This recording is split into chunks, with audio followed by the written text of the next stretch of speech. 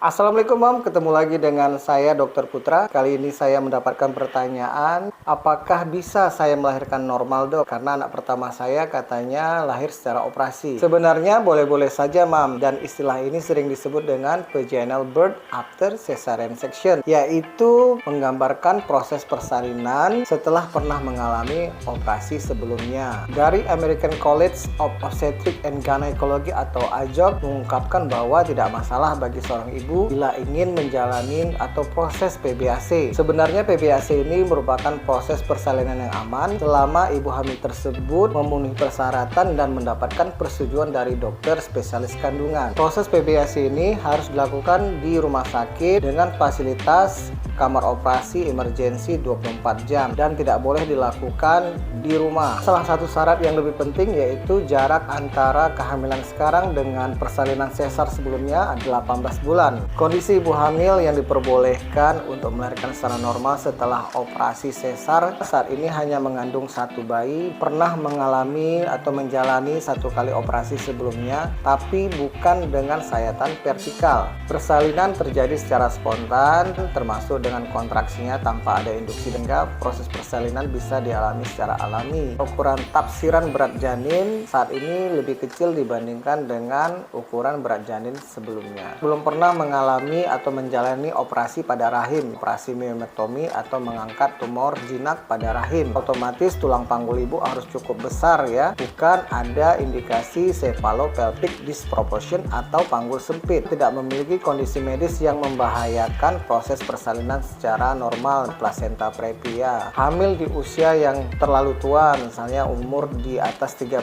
tahun, hamil yang sudah lewat waktu, misalnya di atas 40 minggu, ataupun hamil yang memiliki anak kembar atau kembar 2 atau kembar 3. Apa saja yang harus melakukan untuk menjalani proses persalinan secara normal setelah operasi sesar? Semuanya harus mengetahui atau mempelajari apa sebenarnya PBAC tersebut, harus mengkonsultasikan kepada dokter spesialis kandungan yang berada di fasilitas kesehatan. Jadi sebelum melakukan tindakan proses persalinan normal setelah operasi sesar, yang harus memperhatikan antara lain yang harus betul-betul mempelajari apa sebenarnya PBAC tersebut, harus mengkonsultasikan kepada dokter spesialis kandungan terdekat, betul-betul memilih fasilitas kesehatan yang memiliki fasilitas kamar operasi emergensi. Dan sebenarnya apa sih manfaat dari PBAC? Yang pertama pasti proses pemulihan pada saat melahirkan itu lebih cepat. Kemudian yang kedua, menurunkan resiko komplikasi dari operasi sesar. Yang ketiga, otomatis semua akan merasa puas setelah menjalani proses persalinan yang begitu panjang sehingga ada rasa haru memiliki anak yang melahirkan secara